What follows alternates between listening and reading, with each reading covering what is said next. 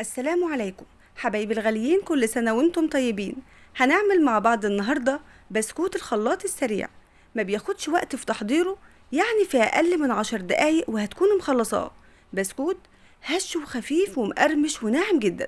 هنعمله بمكونات اقتصادية وهيكون طعمه في منتهى الجمال، وهقولك ازاي يكون محتفظ بالنقشة وتكون واضحة، وازاي ما يفرش او ينفش منك. مقاديره مظبوطة جدا بالكوباية وبالجرام.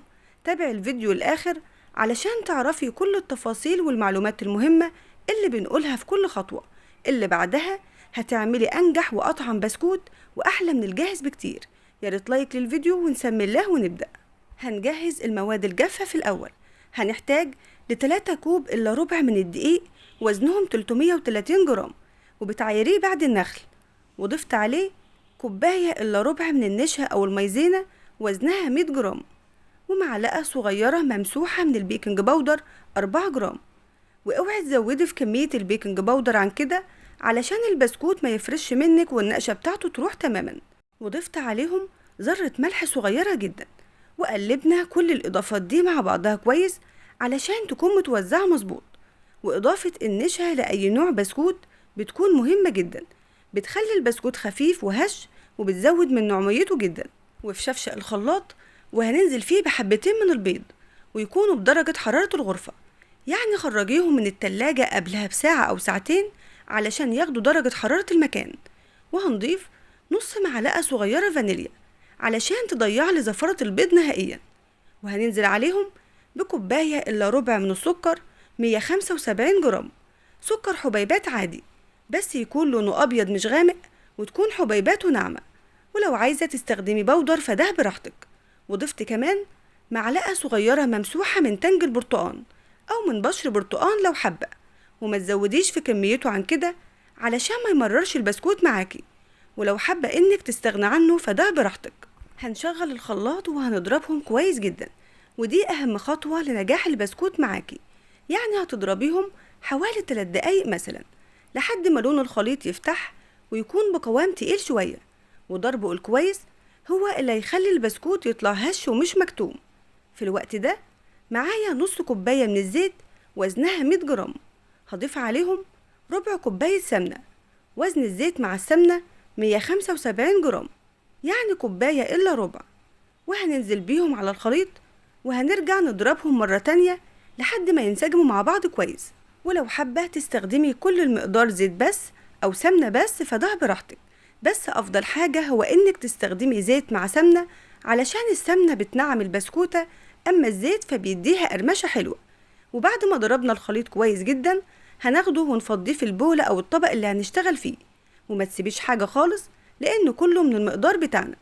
وهننزل عليه خليط المواد الجافة اللي هو الدقيق مع النشا مع البيكنج باودر مع ذرة الملح وبالسباتولا، وهتقلبيهم مع بعض في الأول لحد ما الدقيق يتشرب السوائل كويس. وهنشيل الاسباتولا وهنقلب بإيدينا أفضل علشان نحس بملمس العجينة وتكون مظبوطة معانا. واوعي تعجنيه زي المخبوزات العادية علشان ما يطلعش ناشف ومعضم معاكي، فيدوب تقلبي فيه بأطراف أصابعك لحد ما الدقيق يختفي ويندمج مع العجينة. وما تبالغيش قوي في التقليب علشان العجينة ما تكونش عرق، يعني أول ما الدقيق يختلط كويس جدا هتوقفي تقليب على طول. بص العجينة هنا بتقطم ازاي وما فيهاش أي مطة، ولازم تكون عجينتنا طرية ولينة شوية وفيها تلزيقة بسيطة. ووقت ما بنكور قطعة وبنضغط عليها تكون طرية ما فيهاش أي تشققات.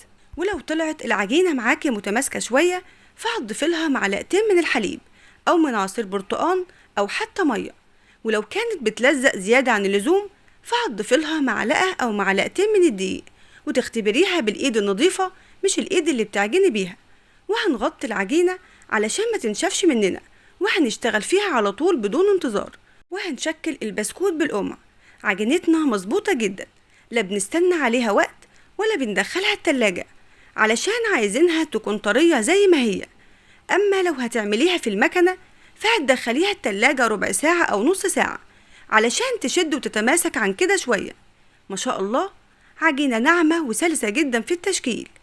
وشكلي واحدة جنب التانية بالطريقة دي، وسيبي مسافة بين كل واحدة والتانية، يعني مسافة مش كتيرة قوي، لأن بسكوتنا مظبوط جدا لا هيفرش ولا هينفش مننا ولا أي حاجة.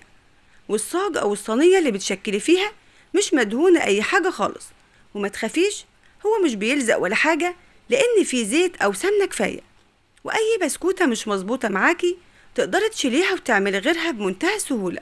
وحاولي تسويه على قد ما تقدري، لأن الشكل اللي هتحطيه عليه هو نفس الشكل اللي هيكون عليه بعد التسوية. وأول ما بتخلصي تشكيل هتسويه على طول، ولو مش هتسويه على طول يبقى خلاص تدخليه التلاجة علشان الرسمة بتاعته تفضل واضحة زي ما هي وما يفرش منك ويفضل بنفس الشكل والحجم، وكمان ما ينطرش قدامه أو سمنته فيطلع ناشف أو محجر معاكي.